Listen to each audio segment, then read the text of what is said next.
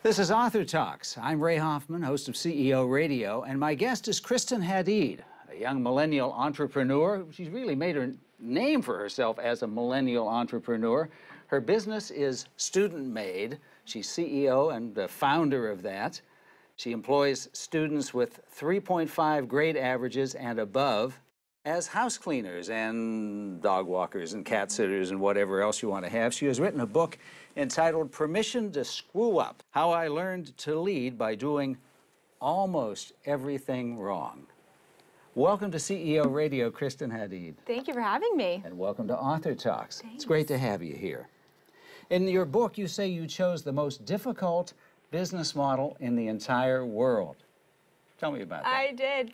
Well, I think the cleaning industry is a really tough industry. You have work that isn't glamorous, and people, it's hard to make someone feel valued when they're cleaning a toilet. And then you add on top of that we only hire students, and for many it's their first job they've ever had, and some haven't even made their bed before. So we have to teach these students who don't, have job experience how to clean and keep them feeling valued while they're doing it. It's tough. Low margins, high turnover in employees, high turnover in customers. Yep. Why didn't you go to Wall Street like you planned? Yeah, I was lost in college, I think, as most students are. And at first it was just about what job makes the most money. And that's why investment banking was something I wanted to do. And then I started cleaning houses. My intention was never to start a company, but in doing this work, I realized there was something that I loved about this business, and I couldn't explain it, but I chose to stick with it instead of moving to New York and working on Wall Street. Now, you haven't gotten out of your 20s, right? I'm 29. 29, okay. By my count, you have been an entrepreneur of one kind or another for about 23 of those 29 years. You not only sold fake nails made out of Elmer's glue in the first grade, but it led to your first lesson in head-to-head competition, and I need to hear that story from you. Well, as a kid, I was very entrepreneurial, and I always had these little businesses. And in first grade, I found that if you just put little drops of Elmer's glue in your desk and you let them dry overnight, you could put them on your nail. So I started selling fake nails, and I would make a batch of nails the day before and come to school in the morning, and there'd be a line of, little first graders waiting for their nails. And one day, the teacher switched all the seats, so someone else got my desk, and it had all the fake nails in it, and so she started selling the fake nails. I love that story. How much were you charging? I think I was trading erasers and pencils I don't think I was actually charging money, but yeah, first grade. Oh, and then you got into a competition with her, right? Mm-hmm. Yep, so then we both sold fake nails. And now she's one of my dear friends, but... Well, who won the competition? I think we tied. Oh, okay. Now, unlike any other entrepreneur I have known who was active as a child, and I've met a whole lot of them through the years, you actually have a paper trail showing your strategies, like the paper showing the lemonade stand strategy with your variable pricing policy.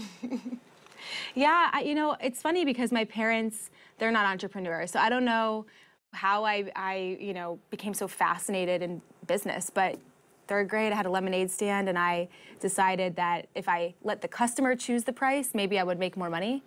So that was my pricing model. It was you pick the price. And as you demonstrated on a TED Talk, you get more, by the way, if you... You do. Say, you pay what you'd like, yeah. As you demonstrated on a TED Talk, which is a really nice one, you were 10 when you wrote down a fairly lengthy list of money-making ideas under the headline, How to Retire Before You're 20, subtitled, Ways to Make Money. And I have here on my phone a copy of the list, Ways to Make Money, and I need you to read those. See if I can read my handwriting. Okay, ways to make money. Lemonade sale, yard sale, bake sale, babysitting, car wash, house cleaning, card business, walk dogs, take care of pets, wash pets, refreshment stand, buy stocks. Buy stocks. You finally got the right one at the bottom. How come you didn't go to Wall Street? Buy stocks. You had, at least had the right idea.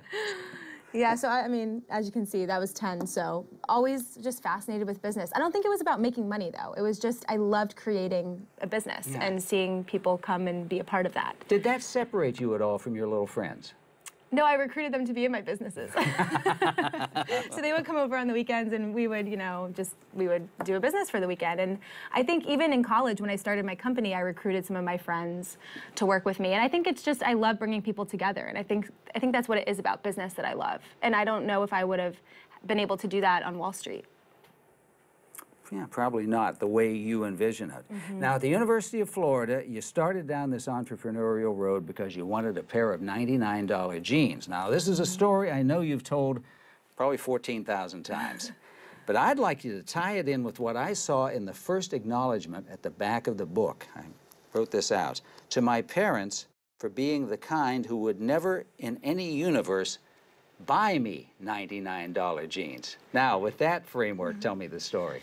I was 19 at the University of Florida in college, fell in love with this pair of jeans, had no money, but knew that my parents would never give me the money, that they weren't those kinds of parents. And so... And take me a little deeper into that. Yeah. Why wouldn't they? They always, their philosophy was if you want something, you have to work to get it. And they really taught my sister and I to have a work ethic, and that if there was something we wanted, it was our responsibility to figure that out. So my initial thought when I saw these jeans is, what can I do on my own to make 99 bucks? And that's how Student Made started. I put an ad on Craigslist to clean someone's house. I charged exactly $99 plus tax. And then it led to this. You hired a couple of friends, started attracting clients, and then you hit the mother lode, a student apartment complex during the move-out season at the end of summer. Yeah, there's a period of time where all of the students move out of their apartments and they have to be cleaned before the new tenants move in. And I didn't know what I was getting myself into. I mean, I signed a contract hardly having any employees, and we had thousands of apartments to clean in only a short amount of time, and it was a disaster. And that was actually the summer that I had my first defining moment as a leader. 45 of my employees quit at the same exact time. And that's the first screw up. That's the first big screw up. And I think for me, that was the turning point, and that's what made me want to stick with this business, because I was obsessed with trying to figure out, how do I get people to want to work with me and to want to do this job? And that's kind of when everything changed, and I decided Wall Street wasn't for me, and I was so excited by this challenge that was in front of me. Well, Kristeen, take me back a little bit to the circumstances under which the 45 of 60 employees left.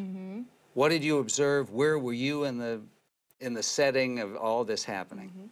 Well, everything I'd ever seen on TV and in the movies about being the boss is the boss is in the office while the employees are doing the work, And I didn't have any leadership experience. So my employees are cleaning these filthy apartments, and I was sitting in the air-conditioned clubhouse. And I wasn't doing it to distance myself from them on purpose. I just thought, this is what I'm supposed to do. And I said, if you need me, I'm here. And it didn't take too long for them to decide this just wasn't for them. I mean, the work was awful, and then they had a boss who didn't appear to care about them. So after a couple of days, 45 walked in at the same exact moment, and they said, we don't want to do this anymore. And they just walked out. And I think I was 19 or 20. I was shell-shocked. I couldn't comprehend what had just happened. Okay, so now you get your first lesson in how to undo a screw-up. And it seems to me you did it through frankness and honesty. I did, and at first I was angry with them. I remember thinking, how could they do this? How they signed up to do this job, they committed to this. And then I realized I still had so many apartments to clean. So I had to get them back, that was the reason I called a meeting at my house, and I said, you get an early paycheck and pizza if you show up. They all showed up. And then I was honest. I said, I don't know what I'm doing. This is, I'm way in over my head. And they're like, we know, it's obvious. But they gave me another chance, and it was because I was honest. And they saw me as a human, and they wanted to help me. And for me, that's when everything changed too. I felt supported, and I really wanted to be a leader that made them feel good and that they wanted to follow. Yeah, and even though you learned from that and the company grew, you must now look back in amazement about all the things you didn't know about not only being a CEO, but just about having a business. Yeah, I mean, there's no guide that tells you exactly what to do, and I would read a lot. I would spend every Friday night at the bookstore reading and learning through other people's experiences, but there's nothing like just doing it, and you learn by trying, and sometimes it doesn't work, and you have to get back up again and try again, and that's been my the last 10 years, that's what it's been, trying and figuring it out as I go. And I think that's why I wrote this book, because I want people to know that that's normal, that you never really figure leadership out, you never really figure business out. There's always a new challenge ahead. Yeah, well, things did get better when the training of new recruits became less about teaching how to clean a toilet and more about how to solve problems, which sort of paralleled your own experience, right? Yes, I noticed in my company for many, like I said, it was their first job. And so they would ask me just all these questions that I knew they knew the answers to. And it was like they needed reassurance. And so my challenge is, how do I help my people become confident in themselves and learn to trust their own thinking? And so I thought a lot about my dad and my mom and how they raised me. And it was very much, you have to figure it out. We're not going to solve the problem for you. And so I think in leadership, you feel like you have to be there to help your people and support them, and by telling them, sorry, I can't help you, you have to figure this out on your own, that kind of seems the opposite of caring about somebody. But what I realize is when you really push the problem back to the person and say, I trust you, I know you can figure this out, it helps them become confident in themselves. The message you're sending is, I trust you.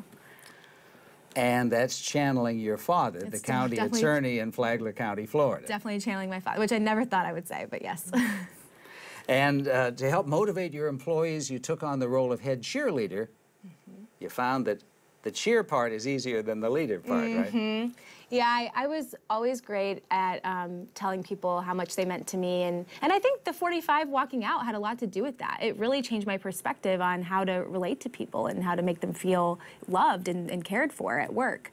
But when it came to telling someone, hey, I need you to be better, or, you know, we have some improvement to make, forget about it. I mean, I was afraid they would leave because I just had 45 people walk out on me. So I really had to learn how to give feedback in a way that still made someone feel cared for. And what I've learned is that when you give real feedback, you build trust, because that person knows that you're willing to say whatever it is you need to say to make them better, and they know that you're not hiding anything and that you're willing to have those difficult conversations. Which ties into when you were working at or attending a local small business incubator, and there was an older woman who convinced you, against your will, to do evaluations.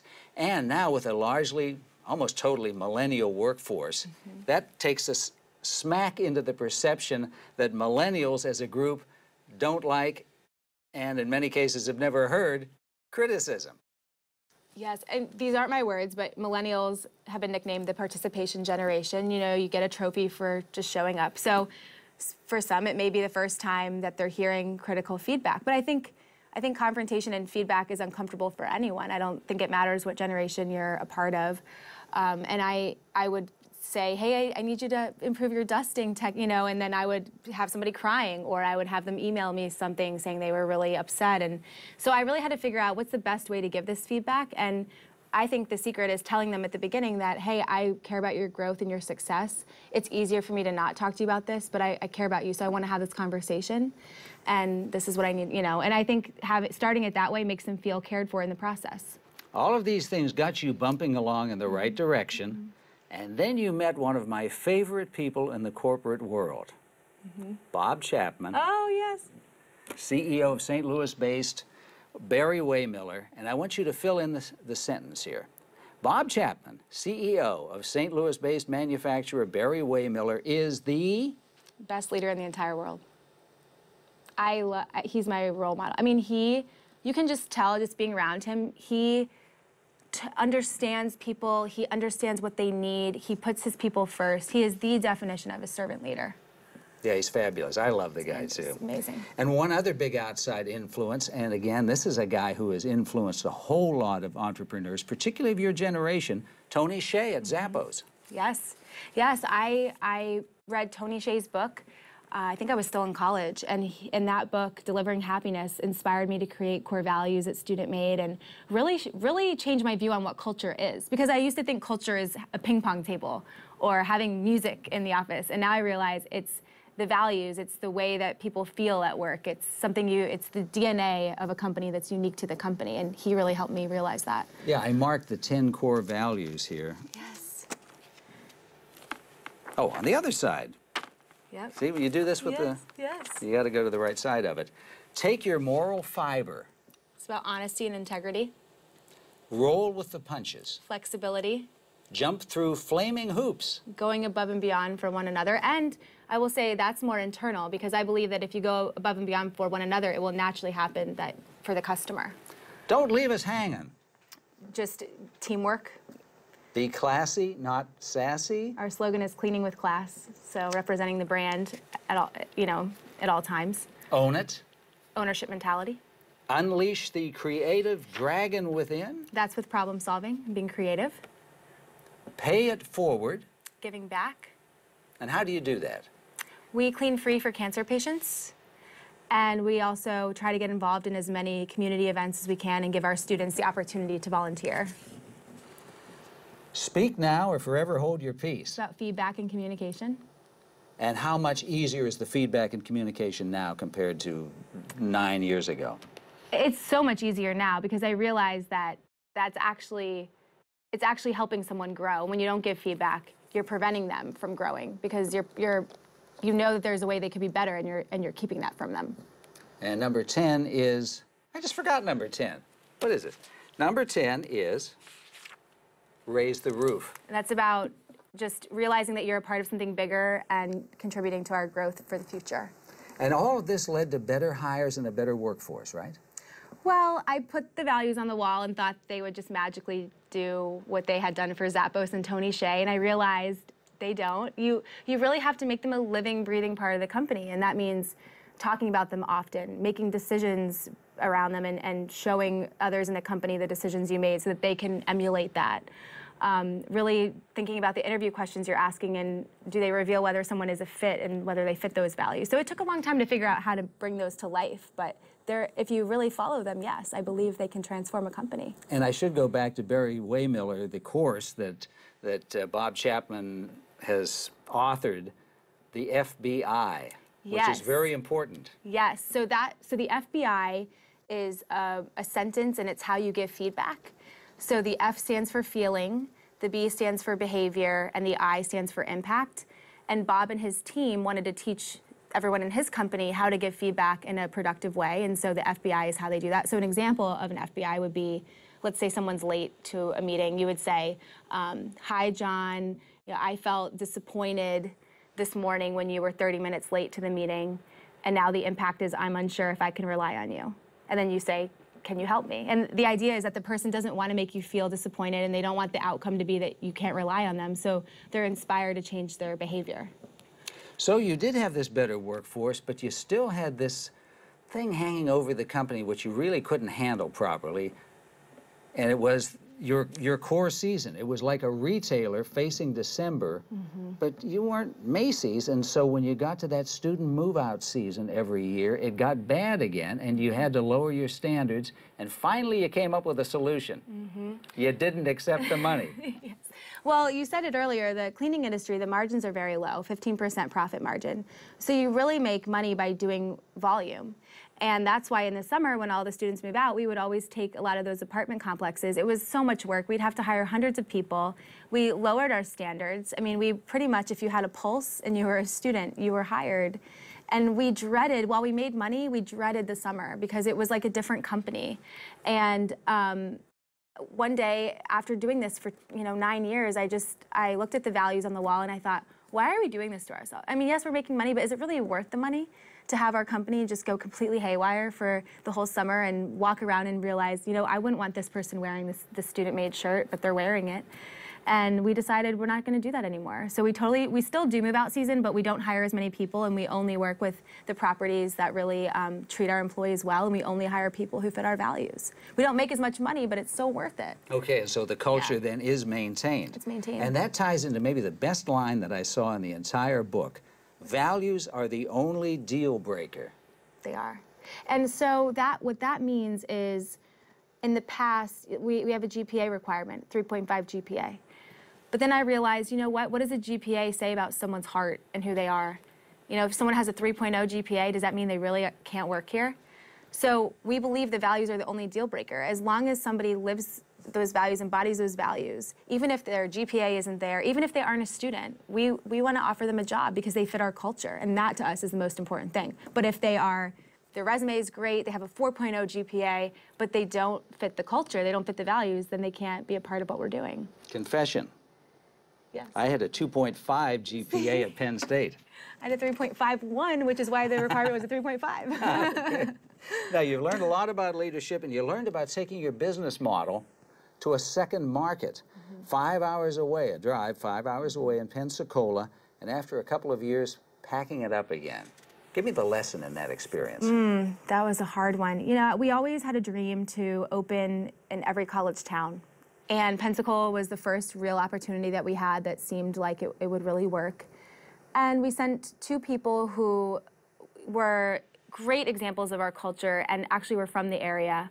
But they weren't natural salespeople. They didn't love sales. One of them had a degree in journalism. Journalism and anthropology. And you know, I started without a background in sales, so I said, I know you can do it, and they wanted to try, but it was very obvious that they didn't love sales. They were struggling, but I was too busy at the time to really give them what they needed. So I would listen to them every week on our calls, reporting their numbers, and they weren't getting better, they were just maintaining. And it took the team actually confronting me and saying, we need to close Pensacola. I mean, it's not working, and all of our resources are going here instead of elsewhere.